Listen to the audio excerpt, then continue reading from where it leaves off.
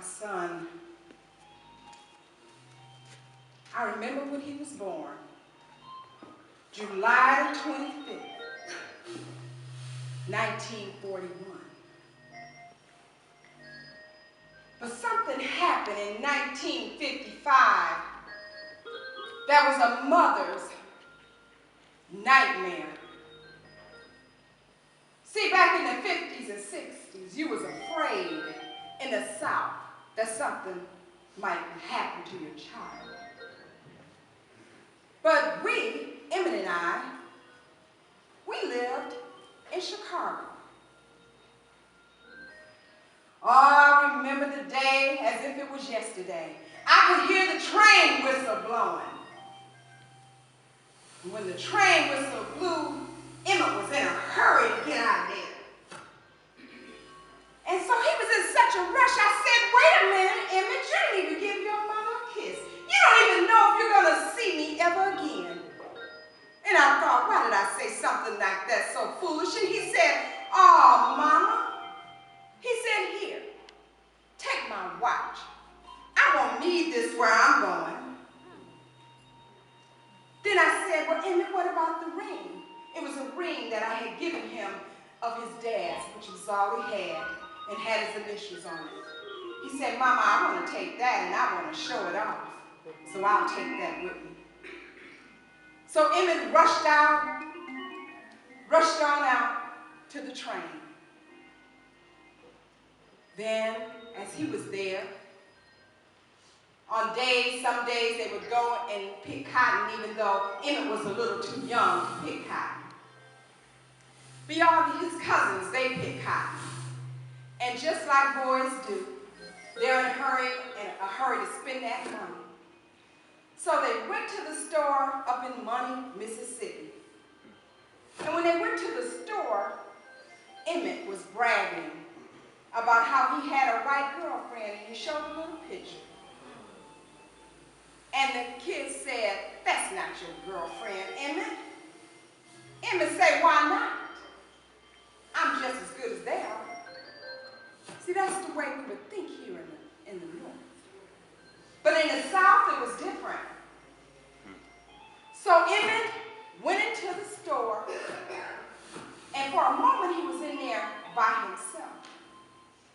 We don't know what happened there, but we know when Emmett came out, Miss Carol Bryant, that was the name of the store, Bryant's grocery store.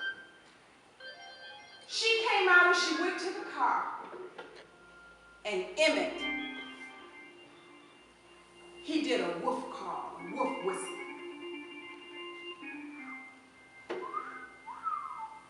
That's the call. Everybody knew, except for you, that you didn't whistle at a white woman. The boys were afraid. They jumped in the car and they went as fast as they could down the highway. But no one was after them. Emmett begged his cousins not to tell the uncle. He didn't want him to know. Well, a few days passed by, about 3 days passed by. Nothing happened. But one of the other people said, oh, you gonna hear something. So one night, about 2 o'clock in the morning, whole bunch of cars came outside the uncle's house. And they were looking for a little fat boy, they said, from the north. My Lord. So the uncle didn't want to give him up. But they said, assured them, if you just let him go with us, if he's the wrong one, we're not going to bother him. But then if he is, we're just going to rough him up a little bit and bring him on back. Yeah, right. My Lord. My Lord. So they took him. They took him. The uncle, they couldn't find him. They knew if he wasn't back that night, then he probably wasn't alive.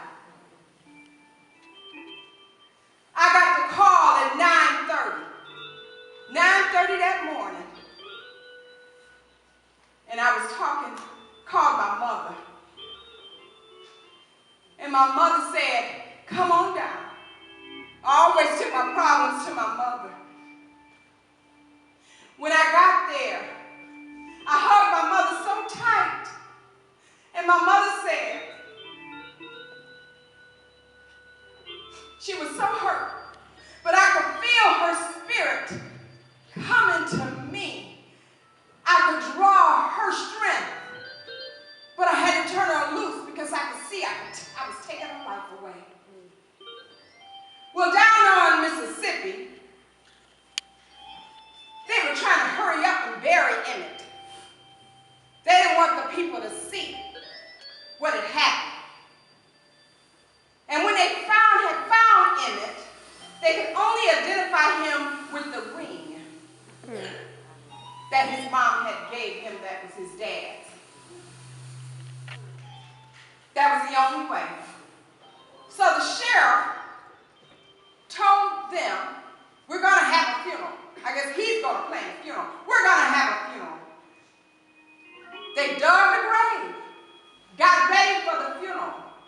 But then they had an order from the state of Illinois to send his body back. So when they sent his body back, and I saw the casket in the box, I said, oh my Lord, it's so big. And I just passed out. Then we were ordered not to open the box. And I said, I paid all this money. I paid all this money to get my son here, and they don't want me to open up the box? And I said, Mr. Rayner, which is a funeral home director, I said, do you have a hammer? He said, yes, Miss Mammie, I have a hammer. I said, give me a hammer. I didn't sign anything. I'll open up the box. He said, if you're determined, Miss Mammie, come back tomorrow. I'll open up the box. When she got there, when I got there, I had one person behind me, my father and someone else on the side of me. And I felt like I was about to lose it. 3 blocks down, I could smell an awful stench in the air. Had no idea that it was my baby. I got to the funeral home. And I said, turn me loose. I don't have time to faint now. I have a job to do. And I examined my child. And when I examined my child, my Lord, he was so bloated for being in the Tallahassee River. His body was just bloated. They had said that they had cut his private. His tongue was pushed back. He only had a couple of teeth. His ear was detached like mine. But he had no ear. His head looked like someone had taken an axe and separated his head from his face. My Lord. Then, one eye was down to his cheek. There was no eye on the other side. His wrist had been broken. My Lord, my Lord, my Lord. Then, when I looked at his head, I could see straight through to the other side. And I said, Lord, did they have to do that? My Lord.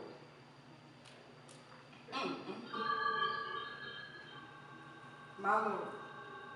So Mr. Rayner said to me, Miss Til,